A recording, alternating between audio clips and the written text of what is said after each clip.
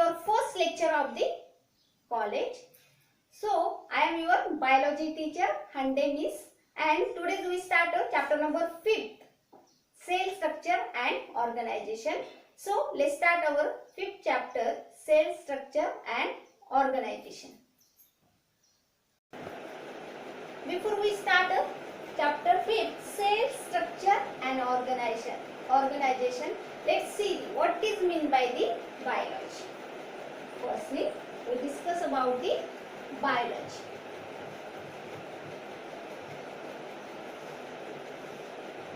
As we know, there are different stream of the science and one of the biology. What is meant by the biology? Biology is a branch of science that deals with study of living system or living organism is called biology. Biology, it is a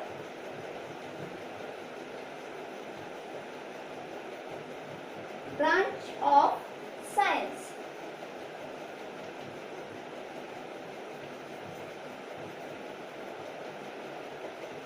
that deals with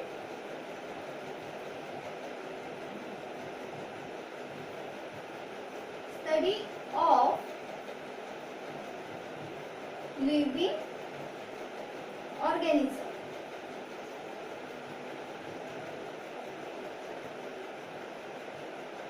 Are called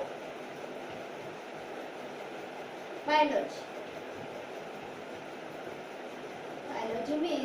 Biology is a branch of the science in which study of the living organism are called biology, and biology is a important branch of the science. In shortly, bio means living things, and logy means to study. This is a simple meaning of the bio means living things and logy means to study. Living थिंगचा study करणं म्हणजे biology मध्ये आपण आता काय study करणार आहे? Biology मध्ये आपण ज्या लिव्हिंग थिंग्स आहेत, मग आपल्याला माहिती आहे कोणत्या कोणत्या लिव्हिंग थिंग्स आहेत त्याचा आपण बायोलॉजी मध्ये स्टडी करणार आहे. The examples are animal, plants, fungi, viruses. These are the example of the living things. म्हणजेच मग आपण बायोलॉजी मध्ये कसलं स्टडी करणार आहे? लिव्हिंग थिंगचा. म्हणजे काय? प्लांट्स असतील, ॲनिमल असतील, त्यांचं बिहेवियर कसं आहे, त्यांची फिजिओलॉजी कशी आहे, ते कशाने बनले, हे सगळं आपल्याला कशामध्ये स्टडी करायचं आहे? बायोलॉजी मध्ये स्टडी करायचं आहे. मग डेफिनेशन काय? बायोलॉजी मध्ये आपल्याला लिव्हिंग थिंगचा म्हणजे जे काय आपण म्हणतो सजीव प्राणी आहेत त्यांचा स्टडी आपण बायोलॉजी मध्ये करतो. मग डेफिनेशन काय? Biology is a branch of science that deals with study of the living organism, that is animal, plants, fungi, bacteria, viruses are called as a biology. So this is a simple definition of the biology. Let's start our 5th chapter, cell structure and organization. Start with the cell. What is meant by the cell? Basically, the cell is a structural and functional unit of the living system.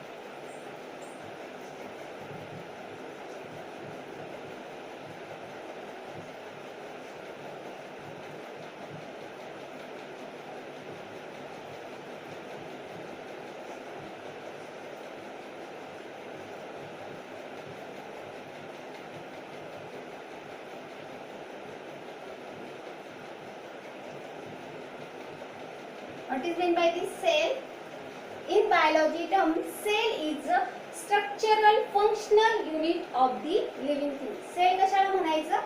Cell कशी आहे? Structural and functional unit आहे. कसलं? Living things. म्हणजे आपण पण जी animal consider केला तर ॲनिमलची body कशाने बनली आहे? सेलने बनली आहे. आणि सेल काय फंक्शन परफॉर्म करतं? सेल स्ट्रक्चर पण प्रोव्हाइड करतं लिव्हिंग थिंग्सला आणि फंक्शनल ऍक्टिव्हिटी पण काय करतात? प्रोव्हाइड करतं सेल. त्यामुळे सेलची डेफिनेशन काय आहे? Structure and functional unit of the living things. आता लिव्हिंग थिंग्स मध्ये आपल्याला माहिती आहे काय काय येणार? ॲनिमल्स येणार, as we know, cell is a structural and functional unit of the life of the all living organism, and there are two characteristic of the cell. म्हणजे आपण सेल कोणत्या गोष्टीला म्हणणार, बरोबर ना.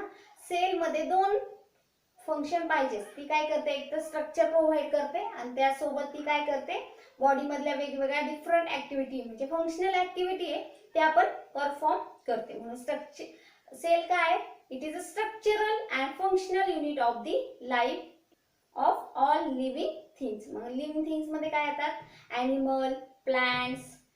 Okay, there are two characteristic of the cell. First, it is capable of the independent existence. म्हणजे काय, ती इंडिपेंडेंटली तिने काय केलं पाहिजे, काम केलं पाहिजे. हे सेलचं मेन कॅरेक्टरिस्टिक आहे. आणि सेकंड कॅरेक्टर काय, it perform all function of the life of the all living things. These are the two characteristics of the cell. Firstly, it performs independently and it performs all functions of the life of all living things. म्हणजे कोणाला sale म्हणायचं, असं structure की ते काय आहे, functionally पण active आहे आणि स्ट्रक्चरली पण ऍक्टिव्ह आहे. म्हणजेच ते बॉडीला काय देते, लिव्हिंग थिंग्सच्या बॉडीला स्ट्रक्चर देते आणि त्यासोबत ज्या काय ऍक्टिव्हिटी आहेत, फंक्शनल ऍक्टिव्हिटी त्या परफॉर्म करतात. पण सोबत त्या इंडिपेंडंट पाहिजे, त्या कोणावर डिपेंड नाही पाहिजे. हे त्या सेलचं कॅरेक्टरिस्टिक आहे. अँड सेकंड, ते सगळे फंक्शन म्हणजे फॉर एक्झाम्पल कॅटाबॉलिझम असेल, ॲनाबॉलिझम असेल, सिक्रिशन असेल किंवा शेप द्यायचं काम असेल, अशी वेगवेगळी कामं असतात, बरोबर. ती सगळी कामं कोण करतं, सेल करतं. त्या स्ट्रक्चरला आपण काय म्हणणार आहे, सेल म्हणणार आहे. So these are the two main characteristic of the cell. म्हणजे कोणत्याही वस्तूला आपण सेल नाही म्हणणार ना बॉडी मधल्या. म्हणजे एखादी डेड सेल पण असेल, बरोबर, पण ती फंक्शन नाही करणार. सेल कोणाला म्हणायचं, तिने सगळे फंक्शन इंडिपेंडेंटली परफॉर्म केले पाहिजे, त्याला आपण सेल म्हणतो. This is about the cell. Cell is a structural and functional unit of the life of the all living things and it capable for the independent. What is mean by the independent? Independent means कोणावरही dependence नाही. म्हणजे एखाद्या गोष्टीवर depend राहायला सेलला आवडत नाही, ती independently काम करते. अँड ते सेल काय करते, जे काही सगळे फंक्शन आहे ना ते परफॉर्म करायला मदत करते. मग आपल्या बॉडीमध्ये वेगवेगळ्या टाईपच्या सेल असतात. लिव्हरच्या सेलचं काम वेगळं असतं, ब्रेनमध्ये वेगळ्या सेल असतात, त्यांचं फंक्शन वेगळं असतं. स्टमक मध्ये ज्या सेल असतात त्यांचं फंक्शन वेगळं असतं. मसलमध्ये असतात, बरोबर. आपल्या फेसमध्ये सेल असतात, त्यांचं फंक्शन वेगवेगळं असतं. पर्टिक्युलर ठिकाणी त्या काय करतात, पर्टिक्युलर फंक्शन परफॉर्म करतात. आपण त्यांना काय म्हणणार, सेल म्हणणार. मग समजली सेलची definition. Cell is a structural and functional unit of the life of all living thing. And example of the cell, liver cell, okay, muscle cell, okay, neuron. These are the some example of the cells. Liver cell, muscle cell, neuron, epithelial cell, squamous epithelial cell, then we also known as the secretory cell. These are the some example of the cell. So this is about the definition of the cell. Now move to about the microscope. There are three types of the microscope: simple, compound and electron. Firstly, cell. आपण डोळ्यांनी काय करू शकत नाही, sale पाहू शकत नाही. Cell do not see naked eyes. Cells see with the help of the microscope. Firstly, simple microscope. म्हणजे जी काही लार्जर सेल असते, लार्ज सेल असते. फॉर एक्झाम्पल आपण घेतला फ्लीज घेतली, रॅट फ्ली घेतली. रॅट फ्ली आपल्या डोळ्यांना दिसते, पण तिचं स्ट्रक्चर आपल्याला जर स्टडी करायचं असेल तर आपल्याला कोणता मायक्रोस्कोपला यूज करावा लागेल, सिंपल मायक्रोस्कोप यूज करावा लागेल, बरोबर. मग ती मॅग्निफाईड किती करतं simple microscope? It magnified 50 to 100 times. म्हणजे जर एखादी लार्ज सेल घेतली ती आपल्या डोळ्यांना दिसत नाहीये, बरोबर, ती सेल 50 to 100 टाइम्स लार्ज करण्याचं काम कोण करतं? सिंपल मायक्रोस्कोप करतो, बरोबर. And then next is a compound microscope.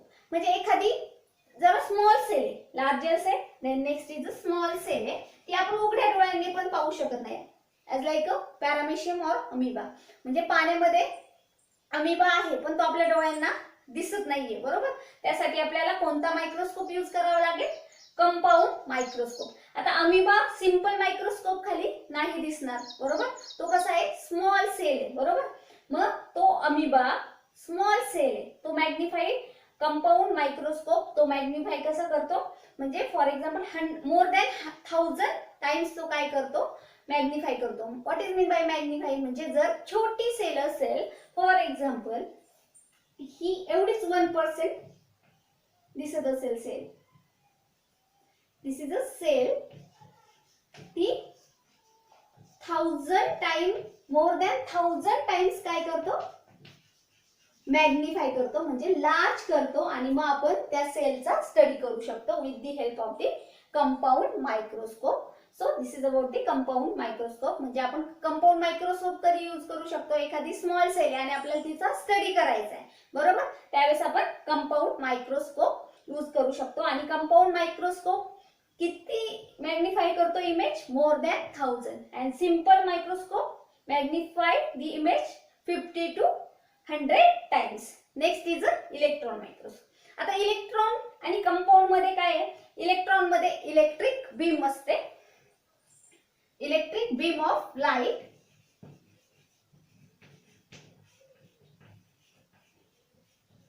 बरोबर. आणि हा काय करतो? खूप स्मॉल आहे, म्हणजे एखाद्या सेलचं आपल्याला इंटेरियर पाहिजे. फॉर एक्झाम्पल आपल्याला माहिती आहे sale possesses nucleus, mitochondria, chloroplast, ribosome, lysosome, nuclear wall, cell wall, plasma membrane, cytoplasm, granules. हे आपल्याला काय माहिती आहे? सेल मध्ये प्रेझेंट असतात, बरोबर. ते आपल्याला स्टडी करायचं. म्हणजे सेल मधलं इंटेरियर, म्हणजे जर आपल्याला समजलं काय कंपाऊंड मायक्रोस्कोप मुळे काय समजेल? एखाद्या सेलचा कसा काय शेप आणि कलर समजेल, बरोबर. पण त्या सेल मध्ये न्यूक्लियस कसा आहे? स्पेरिकल आहे, राऊंडेड आहे, बरोबर. हे कशामुळे समजेल? इलेक्ट्रॉन मायक्रोस्कोप मुळे. म्हणजे जर सेलचं आपल्याला इंटेरियर स्टडी करायचं असेल तर आपल्याला कोणता लागेल? इलेक्ट्रॉन मायक्रोस्कोप लागेल. आणि इलेक्ट्रॉन मायक्रोस्कोप इमेज किती मॅग्निफाय करतो? 5 लाख टाइम काय करतो तो? मॅग्निफाय करतो इमेज. मग हे समजलं आपल्याला की सेल जर आपल्याला स्टडी करायची असेल तर आपण आपल्या नेकेड म्हणजे उघड्या डोळ्यांनी आपण ती पाहून स्टडी करू शकणार नाही. आपल्याला त्याच्यासाठी काय यूज करावं लागेल? मायक्रोस्कोप यूज करावं लागेल, बरोबर. मग त्यामध्ये फर्स्ट येतो सिंपल मायक्रोस्कोप. सिंपल मायक्रोस्कोप कधी यूज करणार आपण? एखादी लार्ज सेल, बरोबर, लार्ज सेल आहे ती स्टडी करण्यासाठी आपण काय करणार आहे? सिंपल मायक्रोस्कोप यूज करणार. And this is very important magnification of the microscope. Simple microscope magnify the image 50 to 100 times. Compound microscope जर एखादी स्मॉल सेल आहे, बरोबर, स्मॉल सेल आहे ती आपल्याला मॅग्निफाय लार्ज करून तिचं स्टडी करायचं असेल. फॉर एक्झाम्पल आपण काय घेतला? अमिबाचं स्टडी करायचं असेल तर आपण कंपाऊंड मायक्रोस्कोप यूज करू शकतो. आणि कंपाऊंड मायक्रोस्कोप इमेजला किती मोठी करू शकतो? मॅग्निफाय म्हणजे काय? झूम करून दाखवतो, थोडक्यात मोठी करून दाखवतो. कसं किती दाखवतो तो? More than 1000 time. म्हणजे फॉर एक्झाम्पल एखादी सेल घेतली तिच्या साईजच्या 1000 टाइम पेक्षा मोठी करून ती सेल आपल्याला दाखवतो. कोणता? Compound microscope. Next is electron microscope. सेलचं इंटेरियर स्टडी करायचं असेल आपल्याला, फॉर एक्झाम्पल मी तुम्हाला सांगितलं न्यूक्लियसचा शेप कसा आहे, बरोबर. त्यानंतर मायटोकॉन्ड्रिया आहे, त्याचा नंबर किती आहे मायटोकॉन्ड्रियाचा. त्यानंतर क्लोरोप्लास्ट, गोल्गी ॲपॅरेटस कसं आहे एखाद्या सेलचं पाहायचं असेल तर आपण कोणता? इलेक्ट्रॉन मायक्रोस्कोप यूज करणार. आणि त्याचं मॅग्निफिकेशन काय आहे? It magnify 5 lakh times. So this is about the microscope. And we cannot see this cell with the naked eyes. We also use a microscope, and there are 3 different types of the microscope in your book.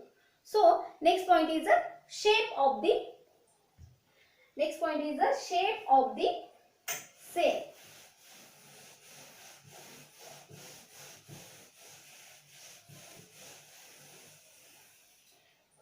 Cell has a not specific type. First is there are rounded shape, spherical shape.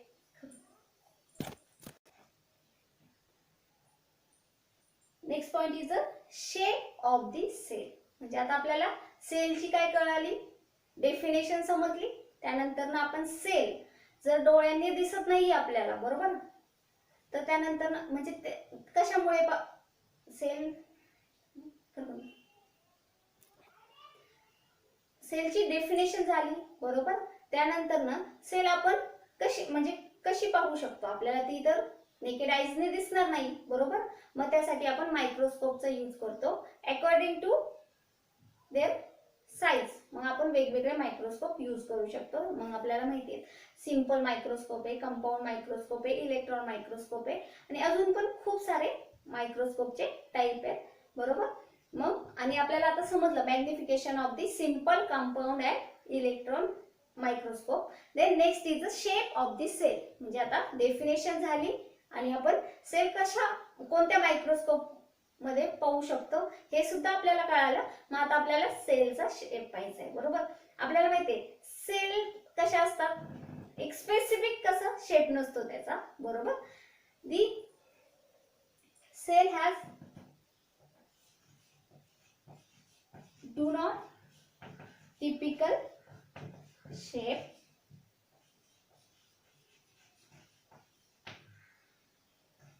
They do not have typical shape. म्हणजे specific shape नसतो सेलला, बरोबर. Cell do not have specific shape. It may be rounded,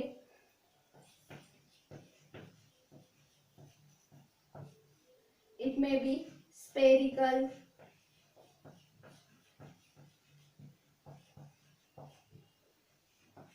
polygonal,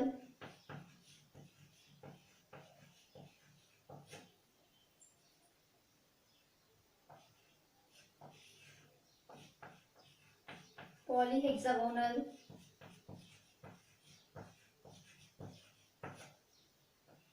elongated. These are the different type of the shape. Means cell हा specific शेपने बनलेला नाही. म्हणजे काय, काही सेल राउंडेड असतील, काही स्फेरिकल असतील, काही पॉलिगोनल असतील, काही पॉलीहेक्सागोनल असतील, काही इलॉंगेटेड असतील, बरोबर. म्हणजे आपण असं इमॅजिन नाही करू शकत की काय सेल कशी आहे सर्क्युलरच आहे, बरोबर. सेल कशी आहे ट्रायंग्युलरच आहे, सेल कशी स्फेरिकलच आहे, असं आपण इमॅजिन करू शकत नाही. किंवा सगळ्याच सेल स्फेरिकल शेपच्या आहेत किंवा सगळ्याच सेल कशा आहेत एक स्पेसिफिक शेपच्या आहे. काही सेल इरेग्युलर शेपच्या पण आहे. आपण न्यूरॉन घेतला, बरोबर. न्यूरॉनचं स्ट्रक्चर आपल्याला माहिती आहे, ते कसं आहे, त्याला हिक्सॉन पण असते. हे कसं आहे इरेग्युलर स्ट्रक्चर आहे. न्यूरॉन कसं आहे आपला ब्रेन सेलचा पार्ट आहे, बरोबर. न्यूरॉन पण काय आहे, it is a type of the cell, okay, and commonly called it is a brain cell. हा कसा आहे इरेग्युलर शेप आहे. म्हणजे जर राउंडेड शेप घेतला, राउंडेड मध्ये पण कसा आहे कॉन्केव शेप आहे, बरोबर. राउंडेड मध्ये काही सेल कॉन्केव शेप आहेत, त्यानंतर काही स्फेरिकल शेप आहेत, काही पॉलिगोनल शेप आहे, काही इलॉंगेटेड आहे. जर इपिथेलियल सेल घेतल्या तर त्या कशा असतात इलॉंगेटेड असतात, बरोबर. त्यानंतर ब्लड सेल घेतल्या त्या कशा असतात राउंडेड असतात. पॉलिगोनल वेगवेगळ्या सेल आहेत आपल्या कोणत्या टिश्यू मध्ये, बरोबर. जी काय स्टमकची और आपली डायजेस्टिव्ह सिस्टीमचा जर आपण टीएस घेतला, बरोबर, तर त्यामध्ये आपल्याला पॉलिगोनल, पॉलीहेक्सागोनल, स्फेरिकल शेप दिसतात, बरोबर. This is the shape of the cell. म्हणजे आपल्याला यामध्ये काय कळालं, cell do not have specific shape और typical shape. There are maybe rounded, spherical, polygonal, polyhexagonal, and some cell are the irregular in shape. This is about the shape. Next point is the size. आता आपण definition पाहिली, बरोबर. Sale microscope खाली पाहिजे, मग जर large sale असेल तर ती कुठे पाहिजे, स्मॉल असेल तर ती कुठे पाहिजे, इलेक्ट्रॉन मायक्रोस्कोप कधी यूज करायचं हे आपल्याला समजलं. शेप पण समजला. ऍक्च्युली एक टिपिकल शेपची सेल नसते हे समजलं आपल्याला, बरोबर. जर ब्लडच घेतला, आपण कन्सिडर केलं ब्लड सेलमध्ये कोणकोणत्या टाईपचे सेल असतात आपल्याला माहिती, प्लेटलेट असतात, बरोबर. त्यानंतर WBC असतात, RBCs असतात, बरोबर. RBCचा शेप कसा असतो, बाय कॉन्केव्ह असतो. या टाइप मध्ये राउंडेड असतो पण बाय कॉन्केव्ह असते. आणि आपले WBC असतात, नॅचरल किलर सेल, त्या कशा आहेत, आपल्या राउंडेड शेप आहे. आणि प्लेट्स राउंडेड असतात पण कशा असतात, त्या छोट्या असतात. This is about the rounded shape. Then next is a spherical shape. आता स्फेरिकल शेपचे सेल कुठे भेटतील आपल्याला, इपिथेलियल लेयरला. स्किनचा जर आपण TS घेतला म्हणजे ट्रान्सवर्स सेक्शन घेतला तर आपल्याला तिथे इपिथेलियल सेल दिसतात, त्या कशा असतात, स्फेरिकल असतात, बरोबर. इलॉंगेटेड सेल कुठे असतील, स्क्वॅमस इपिथेलियम सेल मध्ये कशा असतील, काही इलॉंगेटेड सेल प्रेझेंट असतात, बरोबर. This is about the shape of the cell. Next point is a size. आता आपल्याला साइज पाहिजे. आता साइज पण कशी, जसा शेप कसा आहे, टिपिकल शेप नाहीये सेलला, एक टिपिकल आपण म्हणतो ना, एक टिपिकल म्हणजे फॉर एक्झाम्पल आपण कन्सिडर केलं काय, फॉर एक्झाम्पल आपण फ्रूट कन्सिडर केलं तर ते कसं असतं, ऍपल कन्सिडर केला तर ऍपल एक स्पेसिफिक शेप आहे, आपल्याला दुसऱ्या शेप मध्ये ते ऍपल दिसणार नाही. तसंच आपण सेलचा एक स्पेसिफिक शेप डिफाइन नाही करू शकत, आपल्याला वेगवेगळ्या सेल वेगवेगळ्या शेप मध्ये दिसतील. तशीच साईज मॅटर करते. काही सेल आपल्या डोळ्यांना दिसतात, काही बेअरली विजिबल असतात. बेअरली म्हणजे दिसतात डोळ्यांना थोड्याशा पण क्लिअरली दिसत नाही. म्हणजे फॉर एक्झाम्पल आपण एखादं प्लॅन्क्टॉनचं पाणी घेतलं, झू प्लॅन्क्टॉन आहे, किंवा एक वॉटर घेतलंय पोल्युटेड वॉटर, किंवा पोल्युटेड वॉटर घेतला आणि आपल्याला त्याच्यात काहीतरी मुवमेंट होताना दिसतंय, बरोबर. ते काय असतात, प्लॅन्क्टॉन असतात. मग काही फायटोप्लॅन्क्टॉन असतात आणि काही झू प्लॅन्क्टॉन असतात. ते आपल्याला फक्त दिसतात, बेअरली व्हिजिबल असतात. पण मायक्रोस्कोप खाली दिसलं तर ते आपल्याला क्लिअर कट दिसतं. त्यांचा शेप कसा आहे, त्यांची मुवमेंट कशी आहे, हे सगळं आपल्याला, त्यांच्यामध्ये सिलिया आहे का हे पण आपल्याला त्या मायक्रोस्कोप खाली दिसतं. म्हणजेच आपण त्याला काय म्हणतो, बेअरली. म्हणजे त्यांची साईज आपल्याला, त्यांच्या साईज वरून आपल्याला फक्त ते बेअरली विजिबल दिसतात. काही सेल आपल्याला दिसतच नाही. Some cell are not visible to naked eyes. मग ते आपल्याला कुठे पाहावं लागतात, मायक्रोस्कोप खालीच पाहावं लागतात, बरोबर. आणि काही मॅक्रोस्कोपिक असतात. म्हणजे कशा असतात, काही मायक्रोस्कोपिक असतात. मायक्रोस्कोपिक म्हणजे कसे, स्मॉल, आणि मॅक्रो मीन्स लार्ज. काही मॅक्रोस्कोपिक असतात, काही आपल्या डोळ्यांना दिसतात. फॉर एक्झाम्पल मी घेतलं मायक्रोस्कोपिक म्हणजे काही डायरेक्ट दिसतात आपल्याला सेल, प्लॅन्ट सेल आहेत, बरोबर. लीफचा कट घेतला, बरोबर, इपिथेलियल सेल दिसतात काही. मग काही मायक्रोस्कोपिक असतात, काही मायक्रोस्कोपिक असतात सेल, आणि काही बेअरली विजिबल दिसतात. म्हणजे पाण्यात झू प्लॅन्क्टॉनचं जर वॉटर सॅम्पल घेतला आपण तर काही ऑर्गॅनिझमची तुम्हाला मुवमेंट दिसणार तुम्हाला, बरोबर. ती ऑर्गॅनिझमची मुवमेंट दिसते म्हणजे ते काय होतात, बेअरली विजिबल असतात. आणि काही झू प्लॅन्क्टॉन तुम्हाला डायरेक्ट डोळ्यांनीच दिसतात, त्याला आपण मायक्रोस्कोपिक म्हणतात. म्हणजे साईज मध्ये पण परत काय येतात, 3 कॅटेगरी येतात, एक मायक्रोस्कोपिक, एक macroscopic, and middle is a barely visible. म्हणजे थोडेफार प्रमाणात दिसतात. पण काही अशा पण व्हायरस बॅक्टेरिया असतात ते आपल्या डोळ्यांना दिसत नाही, त्यासाठी आपल्याला मायक्रोस्कोपचाच यूज करावा लागतो. त्या सेलला आपण काय म्हणणार, मायक्रोस्कोपिक. म्हणजे या सेलला आपण काय म्हणणार, microscopic. Micro means mini or macro means large. Micro means also called small. And there is a example, smallest cell of the world, that is mycoplasma. mycoplasma कशी आहे, mycoplasma काय आहे, खूप छोटी सेल आहे आणि त्याची साईज किती, 0.3 मायक्रोमीटर एवढी त्याची लेंथ आहे. सर्वात छोटी sale, smallest cell of the world, that is mycoplasma, which is 0.3 micrometer in length. And the bacteria, the size of the bacteria is about the 3 to 5 micrometer. This is a mu, sign of the mu, micrometer. म्हणजे कशा ते micro मध्ये आहेत म्हणून त्यांची length आपण काय म्हणतो micrometer. This is called mu micrometer. The smallest cell of the world is, that is mycoplasma, which is 0.3 micrometer in length, and the size of the bacteria is about the 3 to 5 micrometer, and the world largest cell, that is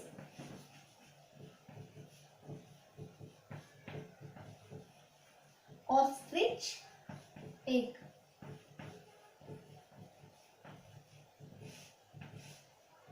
The ostrich egg, these are the largest. So today we studied about the what is meant by the biology, definition of the biology, definition of the cell, and the two characteristic of the cell, and we also see the size and shape of the cell.